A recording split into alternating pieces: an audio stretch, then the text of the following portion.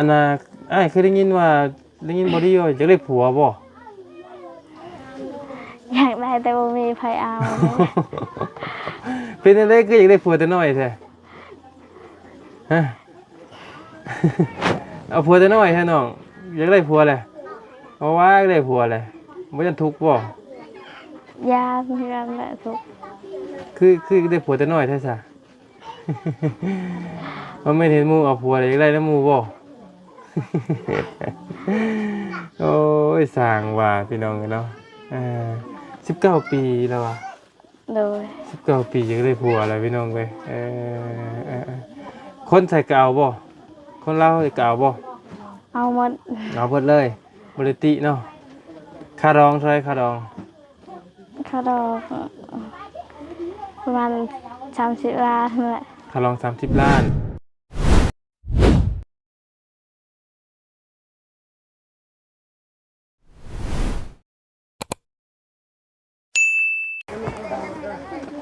กับสบายดีและสวัสดีพ่อแม่พี่น้องเนาะเบิดกุสู่ทุกคนพี่น้องเอ้ยเนาะอันน่ะพี่น้องเอ้ยผู้ดีทั้งหมดยาวเองก็อยู่หมู่บ้านแห่งหนึงเนาะพี่น้องเอ้ยหรือว่าหมู่บ้านกระแดงพี่น้องเอ้ยเนาะก็ซึ่งเป็นหมู่บ้านใหม่พี่น้องเอ้ยเรียกว่าเป็นเขตใหม่ที่พี่น้องหลายผู้หลายคนว่าอยากเบิ่งเขตใหม่นำแน่พี่น้องเนาะหมอยาวกับบรีก็เลยจัดให้พี่น้องเอ้ยเนาะมาเบิ่งอีกครอบครัวหนึงพี่น้องเอ้ยผู้ดีอยู่หมู่บ้านกระแดงก็เข้ามาลึกพอสมควรเติบพี่น้องเอ้ยอยู่ในภูเขาพี่แหละเนาะสัญญาณก็มีเป็นบางจุดเป็นบางหม่องพี่น้องเอ้ยได้มาเห็นเฮือนหลังซ่านหลังนี้รู้สึกว่าสะดุดหูสะดุดตาแฮงเนาะพี่น้องเอ้ยเข้ามาถามเป็นความเป็นอยู่ของน้องเพิ่นพี่น้องเอ้ยว่าเป็นมาจังไดเนาะและเฮือนซ่านคือได้สูบส้มคักแท้พี่น้องเอ้ยจนแบบตาเธอนางมาพี่นั่นล่ะมาหาไอ้เนี่ยคนนี้แหละพี่น้องกันเนาะสบายดีสบายดี อันนี้เพื่อนเจ้าบ่ล่ะโอ้โทษนะไอ้โทษเด้อโทษอันนี้เด้อปั๊บโอเคพี่น้องเลยอันนี้ในเพื่อนเจ้าเนาะ โดย มันคือสูงขนาดบ่บ่ย่านลมพัดตบบ่ ยาน ย่านอยู่เนาะเบิ่งคันใดแล้วพี่น้องขอโทษเด้อคันใดเพิ่นก็เอาเสือกมัดเอาจักปีได้ในเฮือนนี่ ได้เลย10 ปี ได้ประมาณ10 ปี โดย ไผเฮ็ดนี่น้อง พ่อเคยเห็น ใช้พอจะไปใช้ จักนุ่งเขาเลยก็ไปใช้ จักพอแล้วไปใช้คนนี้น่ะแม่บ่ แม่ โอ้ยจะเป็นลูกผู้ใหญ่บ่ บ่ ลูกคนที่เท่าไหร่ลูกคนที่2โอ้คือยิ้มตลอดแท้ล่ะรถยังขี่ได้อยู่บ่รถนี่ ขี่ได้ยังขี่ได้ ยังขี่ได้ปกติอยู่เนาะ เด็กยางเลยเด้ยางมันแตกแล้ว ยางมันแตกเลยว้าย บ่มีเงิน เคยมีคนเข้ามาหาเจ้าอยู่บ่ บ่มี บ่เคยมีเข้ามาพี่เพิ่นเข้ามาหาบ่อันพระไอ้ขึ้นสิเบิ่งให้ทั้งซ่านได้บ่นี่ ได้ ได้บ่บ่ได้ผิดฮีดผิดคองติ บ่ บ่ได้ผิดผีติแม่เอ้ยบ่ได้ผิดผีบ่ เคยจันจุดอก ผิดผีบ่ขึ้นเงินนี่ บ่ บ่ผิดน้อพี่น้องเอ้ยไปพระไอ้ขึ้นสิเบิ่งให้ทั้งซ่านเลยจังได้สิมาแล้วอ้ายสิ คือจันจ้ะ ป้าสูงอยู่เลยพี่น้องเลยบอดี้เมื่อกี้นี่บอดี้ขึ้นได้พอยาวก็ต้องขึ้นได้คือกันพี่น้องกันเนาะ มายืนไล่ได้ยังอยู่จ้ะ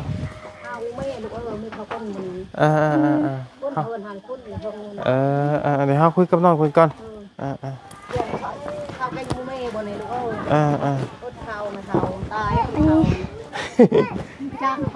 โดยสูงดีนี่พี่น้องไงป้าเต้าครับป้าให้อยู่กินทั้งเฮือนเลยบ่น้อง โดย เพิ่นบ่ย่านมันฮักบ่ ยานมันหัก คือบ่เฮ็ดดีๆแน่ซะเนาะไปเอาขออนุญาตขึ้นถึงเพิ่นทานเราคิงบ่นี่เนาะ แม่น บ่เป็นคือขี้หมิ่นบ่ขี้หมิ่นหรือคิง ขี้ คิงเนาะเไฟฟ้าก็มีเนาะ มี ไฟฟ้าบ่โอ้ยครับไปทางไหนวะแจ้งคืออัน อันน้องน่ะชื่อหยังก็ นางยา น้องยา แม่ ชื่อยาบ่จักปี 19 ปี 19 ปีคืออารมณ์ดีเท่าน้องคือมีแต่หัวตลอดจังไดบัดนี้ เออหมองเฮ็ดอยู่เฮ็ดกินก็อยู่เฮือนในซ่านนี่เนาะใช้หมองนอนเจ้าน่ะ พุ่นนอนอยู่พุ่นอยู่เฮือดนั่นได้แม่เฒ่าพุ่น เอ้าคือไปนอนอยู่พุ่น นอนกับโม อืม นอนนำโมค่ะ ทางเราเทิงเพิ่นนี่เพิ่นจะมักแบบว่าอันนั้นเนาะแบบว่าใหญ่เป็นสาวมาได้ไปนอนเฮือนหมู่เนาะ แม่ มันเป็นจังไดคือไปนอนอยู่พุ่น มักดินนำโม แบบว่าเวลาผู้ว่ามาเล่นแหละมันทั้งบ่พ่อแม่บ่ได้ยินสิบ่ บ่ พ่อแม่ แม่ น่ะ มันได้ไรสักคือมักไปนอนเดี๋ยวฉัน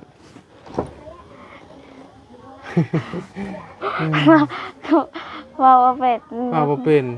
ส่วนหลายเพิ่นเป็นนั่นเนาะส่วนหลายแทบทุกคนซื่อๆพี่น้องเอ้ยเนาะจะโรยแล้วบ่มื้อนี้กินข้าวกับหยัง บ่มีหันเกต มีอาหารกินบ่ได้ไปหาบังมาแกงบ่ บ่อยู่เฮือดนั่น อยู่เฮือนอ๋อเบิ่งแหน่พี่น้องเอ้ยอันเสาเฮือนเรากับมึงนี่ตัวนี้นะนักสุดดีๆเนาะอ๋อข้าวสารบ่น่ะ แม่ โอ้ยเขาไม่ได้ใส่ ชื่ออยู่พุ่นอยู่ชุมพรพุ่น ชื่อเซโปน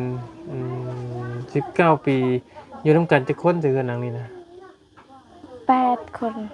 8 คนเดี๋ยวเจ้าน่ะไปนอนเฮือนหมู่ใช่เฮือนหมู่เจ้าอยู่ใส่ พุ่นอยู่พุ่น เอ เพิ่นน้อย เฮือนน้อยให้กันบ่เฮือนน้อยเฮือนใหญ่ เพิ่นน้อย ทำบ่เฮือนเจ้าเลย บ่ฮอดดอกอีพุ่นเด้ อืมเพิ่นบ่ได้ใหญ่ให้ไปอยู่นำหมู่เนาะเพิ่นก็ได้ คนใดหมู่เจ้าคนใดเพิ่นบ่อยู่บ่ บ่อยู่ เพิ่นไปใส่ เขาจักเขาไปใจเขาไปเฮ็ดเวียกมัน ไปแต่ตอนแรกก็มาบ่อืมอ้าวพี่น้องเลยทางอันปัญญากับบ่เคยเข้ามาพี่จ้าเถื่อถือว่าเป็นมื้อแรกเนาะเข้ามาพี่น้องเลยตกใจอยู่บ่เห็นเลยตกใจอยู่บ่ ตกใจ ตกใจคิดว่ามาหยัง โอ้ มีแต่ยิ้มอยู่ แม่เฮาไปหาอยู่หากินอยู่ไสซะนี่น้องเวลาไปหากินแล้วอยู่ไส ไปหาอยู่ภูพุ่น ไปหาอยู่ภูพุ่นไปหาหยังอยู่ภูน่ะ หาเราไม้ หาหน่อไม้พวกปูพวกปลามีบ่ มีมันบ่หลาย หาตามในห้วยนี่บ่ปลา แม่ เรื่องคือว่าแล้วเนาะมันอยู่ในฟูในเขาพี่น้องก็ชุมเจ้าไปตลาดนี่เป็นตลาดซิโปนนี่เป็นตลาดตะลุง ไปตลาดสิโปด เขาตลาดซิโปนนี่เนาะได้ไปเรื่อยอยู่ว่าตลาดไปเรื่อยอยู่บ่ไปหลาย บ่มีเงินไป นอกจากจำเป็นเนาะเป็นพวกเด็กพวกปลาเด็กไปนัวนี่สิเป็นทั้งเบียดบ่มาเข้ามาขายคนเบียดมาขายเนาะเป็นพวกไปนัวนี่เนาะพวกเกลือพวกอย่างนี้คำว่ามีของจำเป็นเราไม่ได้ออกไปเนาะ แม่ อันน่ะอ้ายเคยได้ยินบ่ดีว่าจะได้ผัวบ่ อยากได้แต่บ่มีไผเอา เป็นจังได๋คืออยากได้ผัวแต่น้อยแท้ฮะ เอาผัวแต่น้อยแท้น้องอยากได้ผัวแหละเพราะว่าอยากได้ผัวแหละบ่จะทุกข์บ่ ยามีรันแหละทุก คือได้ผัวแต่น้อยแท้ซะ มันไม่เห็นหมู่เอาผัวเลยอยากได้นำหมู่บ่ โอ้ยสร้างว่าพี่น้องเนาะ19 ปีแล้วอ่ะ โดย 19 ปียังได้ผัวอะไรพี่น้องเว้ยคนใส่กาวบ่คนเล่าใส่กาวบ่ เอาหมด เอาเบิดเลยบริติเนาะค่าดองเท่าไหร่ค่าดอง ค่าดอกประมาณ30 ล้านนั่นแหละ ค่าดอง30 ล้าน มีควยบ่ มีคุย มีควยนำเนาะสมมุติว่ามีเพิ่นเบิ่งคลิปเจ้านี่เพิ่นเห็นเพิ่นอยากได้เจ้านี่เพิ่นมาเอาได้บ่นี่ เบิ่งก่อนบ่ เบิ่งก่อนเนาะผัวเฒ่าก็ได้บ่หรือว่าผัวต้องผัวนมจักปีจังสิเอาได้ จากและ เขารู้กัน ประมาณจักปีซ้ำได้ซ้ำอ้ายนี่บ่ซ้ำอ้ายได้บ่ ประมาณ25เลยแหละ ประมาณทำเจ้าบ่โอ้ซ้ำอ้ายนี่เฒ่าแล้วเนาะ เออเอ้ยซ้ำอ้ายนี่เฒ่าโพดบ่ซ้ำอ้ายนี่เฒ่าแล้วเนาะซ้ำอ้ายนี่เนาะเฒ่าแล้วบ่ แม่น โอ้ยพี่น้องเอ้ยเนาะอยากจะลูกไอ้ปัวแต่น้อยแต่เนาะบัดนี้พี่น้องเอ้ยเนาะสมมุติไอ้หามาให้นี่สิเอาอยู่บ่ เอาอยู่ ต้องหมักน้ำเลยเนาะ โด กิน ย แล้วก็ต้องหมักน้ำพี่น้องเอ้ยโอ้สร้างว่าอยากได้ผัวลงมีคนเอาว่าซั่นพอแต่อยากได้หลายได้ถึงเอาก็ได้ติ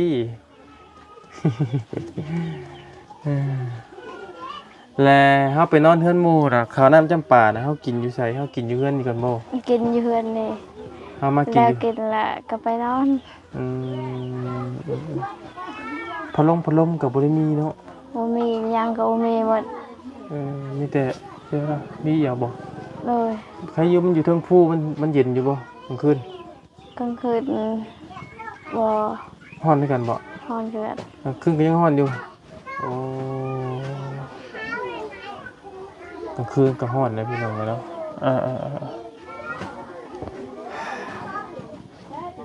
เอาขอให้สมหวังเด้อเด้อ โดย อ้ายก็ฮู้ว่าอ้ายสิบอกกับเจ้าแหล้วเนาะมันน้ำในนี่จะไปเอาอยู่ใช่มากินเนาะ ไปเอาอยู่พุ่นแหละนะ เอาที่ใช้ อยู่พุ่นได้อยู่เฮือนเหมือนกัน เป็นน้ำบาดาลบ่บ่ได้แม่นน้ำบ่ได้แม่นน้ำภูเขาบ่ นำมาดาบ น้ำบาดาลบ่ที่ทางรัฐเพิ่นมาเจาะให้นี่บ่อืม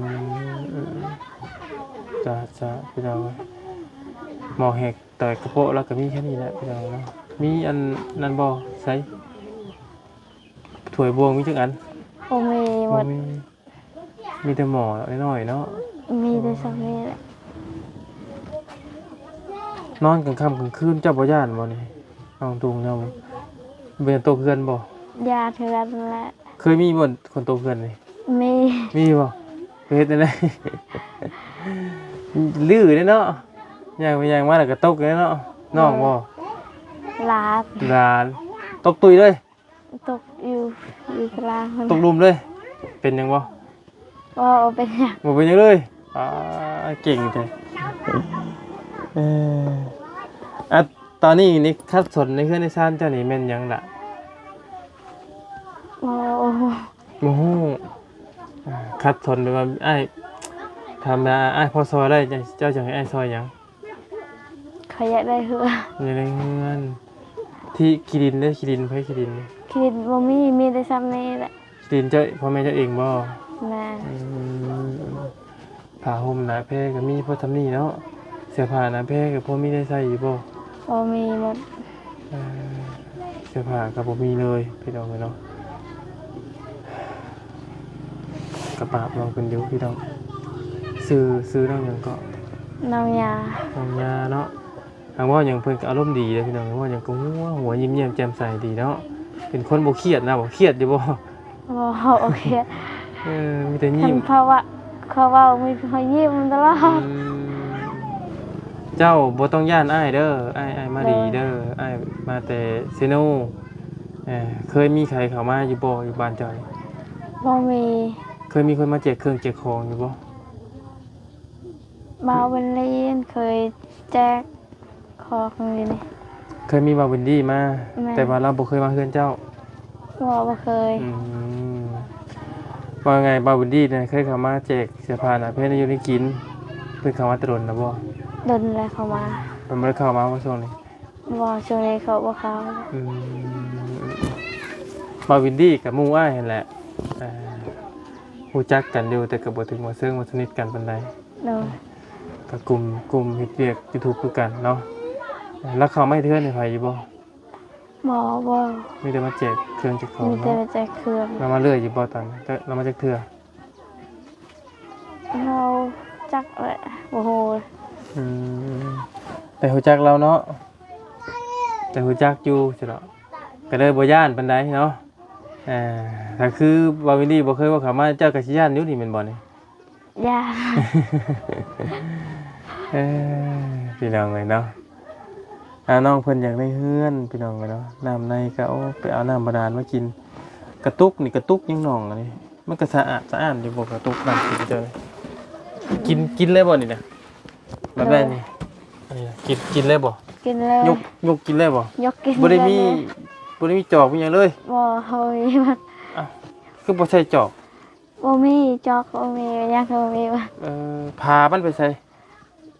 มันบ่มี ปลากระตุกเลยไหมโอ้ยกกินแบบไรยกกินใช่ยก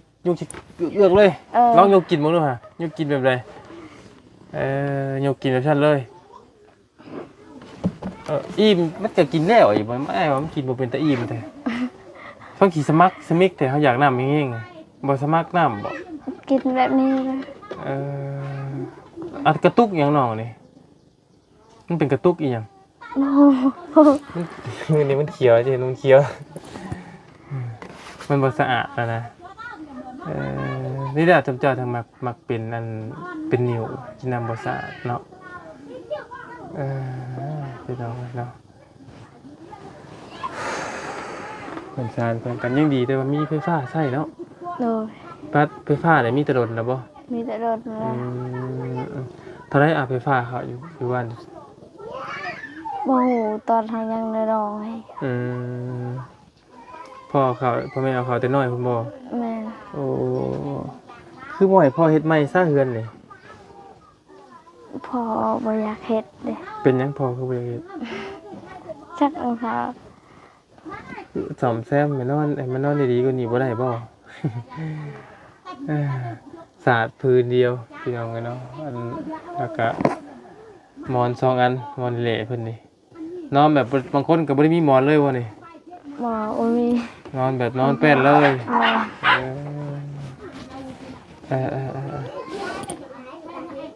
เจ้ามีเสื้อผ้าจักชุดเจ้า บ่มี มีจักชุดเสื้อผ้ามีจักโต โอ้ บ่ได้นับบ่ฮอดจะบ่10โต มันบ่ฮอด บ่ฮอดจำเนาะเจ้าเฮ็ดเวียกหยังทุกมื้อนี่ บ่ได้เฮ็ดเวียกหยังเฮ็ดแต่หายน่ะ เฮ็ดแต่ให้ปลูกข้าวนี่บ่ แม่น ได้ข้าวจักสอบแต่ละปี บ่เลยบ่ฮู้เลยได้ละ10เปล่าประมาณ10เปล่า วันที่เปล่ากุ้มกินอยู่บ่ พ่อกู บ่กุ้มกินเนาะ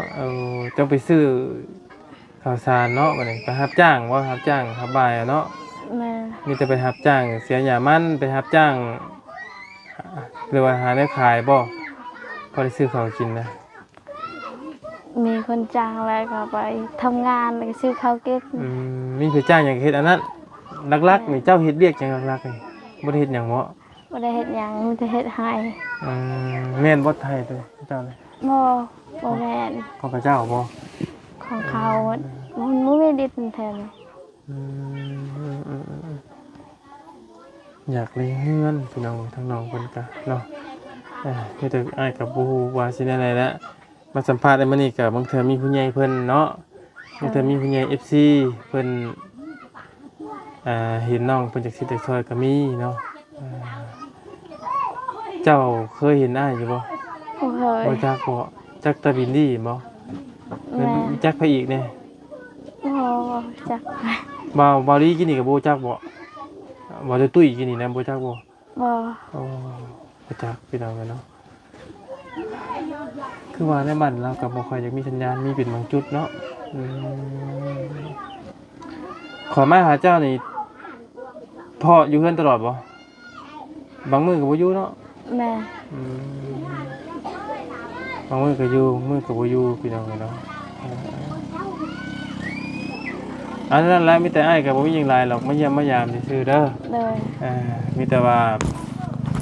ถ้ามีผู้เพิ่นอยากเฮ็ดเพิ่นซอยเพิ่นอยากมาหาอยากเฮ็ดอยากซอยน้องหรือว่าจะมาหาน้องเพิ่นด้วยตนเองก็ยินดีพี่น้องเนาะน้องเพิ่นก็ถือว่าบรรยากาศนิสัยดียิ้มแย้มแจ่มใสเนาะเป็นคนบ่ตึงเครียดพี่น้องมีแต่ยิ้มอย่างเดียวว่าหยังก็มีแต่ยิ้ม เต้นอยู่เนาะ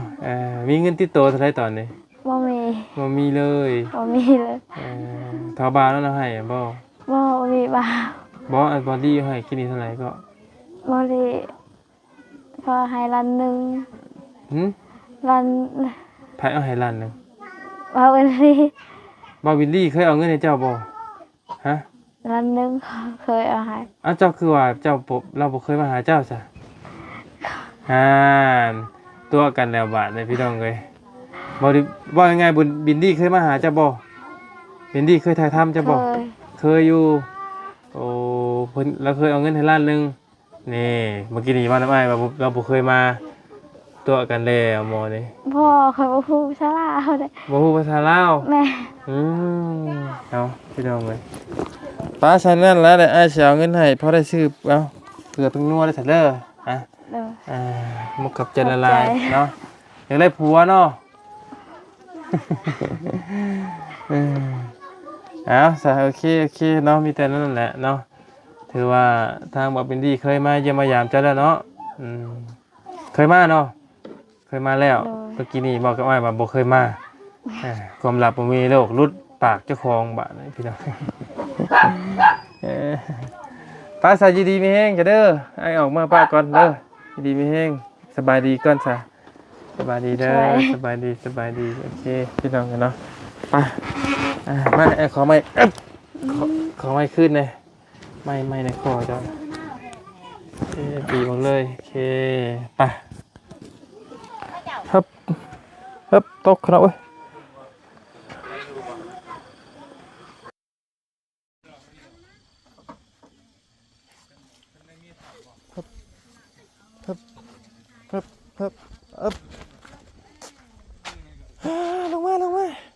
ลงมาเอาอยู่ดีไม่แห้งสิพี่น้องเลยเนาะส่งมันลำเลยบัดสู่ทุกคนนะพี่น้องเด้อที่เข้ามาติดตามรับชมคลิปของมายาคือเก่าคือเดิมเนาะขอบคุณในไลน์พี่น้องเลยโดยสบายดีเด้อ